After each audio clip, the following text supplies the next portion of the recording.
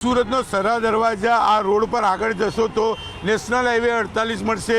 APMC market આવી છે કે જ્યાં દક્ષિણ ગુજરાતના ખેડૂતો શાકભાજી લઈને આવતા હોય છે, ત્યારે આ રસ્તા પર પાણી ભરાઈ જતા વાહન વ્યવહાર જામ જોવા મળી રહ્યો છે। ઠેર ઠેર પાણી જોવા મળી રહ્યું છે। આ બાજુ શાક માર્કેટ છે કે ત્યાં જવું મુશ્કેલ છે, ત્યારે સુરત પોલીસ રસ્તા પર નથી, ત્યારે સુરત મહાનગરપાલિકાના પ્રથમ નાગરિક મેયર પહોંચ્યા છે।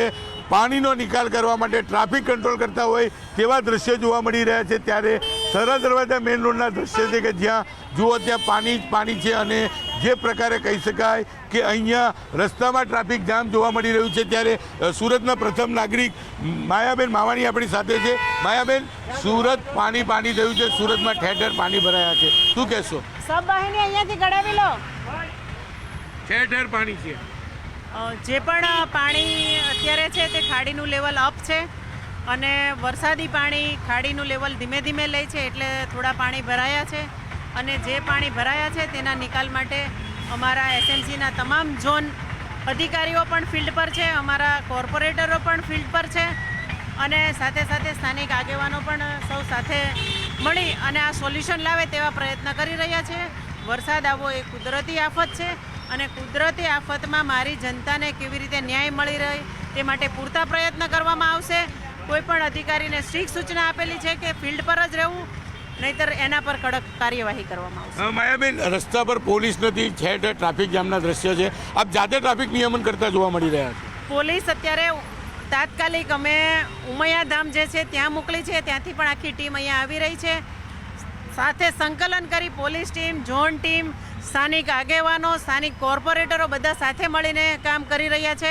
આ કુદરતી આફતને લીધે મારા નગરજનોને કોઈ પણ તકલીફ ન પડે તેવા પ્રયત્ન અમે પૂરી રીતે કરીશું। બેન, ગઈકાલે બી વરસાદ પડ્યો, પાણી ભરાયા હતા, રાત્રે પાણી ઉતરી ગયા, ફરી એક વખત આજે વરસાદ શરૂ થયો, ફરી પાણી ભરાવાની સમસ્યા છે, તો પ્રી મોન્સૂનની કામગીરીમાં ક્યાંક ઉણપ રહી ગઈ એવું નથી લાગતું?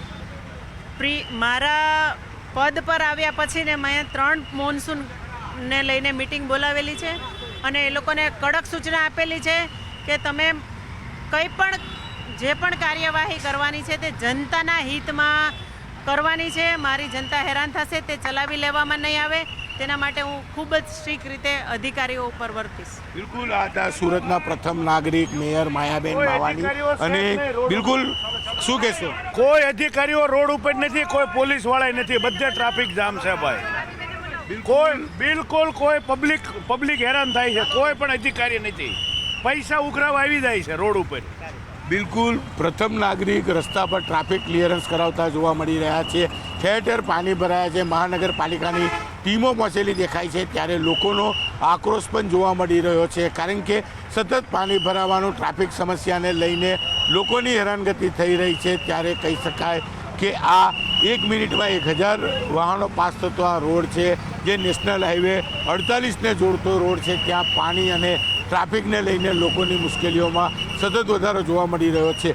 આ જ પ્રકારના દ્રશ્યો સુરતના અલગ અલગ વિસ્તારોમાં છે। ત્યારે હવે વરસાદે થોડો વિરામ લીધો છે, અને મહાનગરપાલિકાની ટીમો રસ્તે ઉતરી છે પાણીનો નિકાલ કરવા માટે। કહી શકાય કે અહીંયા રેલવેના અંડરપાસ છે, ત્યાં તમામ જગ્યા પર પાણી ભરાયા છે, જેને લઈને વાહનો પણ ફસાયેલા જોવા મળી રહ્યા છે। ત્યારે હું કેમેરામેનને કહીશ કે મારી જમણી બાજુનો વિસ્તાર બતાવે કે આ એપીએમસી માર્કેટ છે, દક્ષિણ ગુજરાત ને ગુજરાતના સૌથી મોટી માર્કેટ છે। અહીંયા શાકભાજી વેચવા વેપારીઓ આવતા હોય છે, ત્યારે સતત અહીંયા પાણી ભરાવાનો અને વાહન વ્યવહારને લઈને લોકોની સમસ્યામાં વધારો જોવા મળી રહ્યો છે। જોકે વરસાદે વિરામ લીધો છે, ત્યારે હવે આ પાણી કેટલા સમયમાં ઉતરે છે તે જોવાનું રહ્યું। સુરતમાં પડી રહેલા અવિરત વરસાદને લઈને સુરતમાં ગતરોજ બાદ બીજે દિવસે પણ પાણી ભરાયાના દ્રશ્ય સામે આવી રહ્યા છે।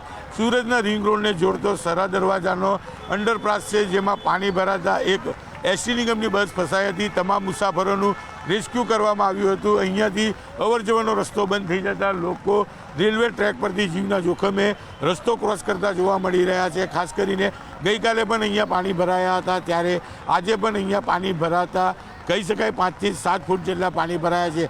બસ એક નહીં પણ 2 કરતાં વધુ બસો ફસાઈ છે, ત્યારે બસમાં બેઠેલા તમામ મુસાફરોને રેસ્ક્યુ કરી બહાર કાઢવામાં આવ્યા હતા। જે પ્રકારે વરસાદ વરસી રહ્યો છે, પાણીનો નિકાલ ના થતાં સુરત જાણે જળમગ્ન બન્યું હોય તેવી સ્થિતિનું નિર્માણ થયું છે। સુરતમાં જ્યાં જુઓ ત્યાં માત્ર પાણી જ પાણી જોવા મળી રહી છે। બ્રિજ સિટી તરીકે ઓળખાતું સિલ્ક સિટી અને ડાયમંડ સિટી તરીકે ઓળખાતા સુરતના હાલ આજના રોજ જોવા મળી રહ્યા છે. કેમેરામેન જીગર ગુગલ સાથે કીર્તેશ પટેલ, ન્યૂઝ 18 ગુજરાતી, સુરત.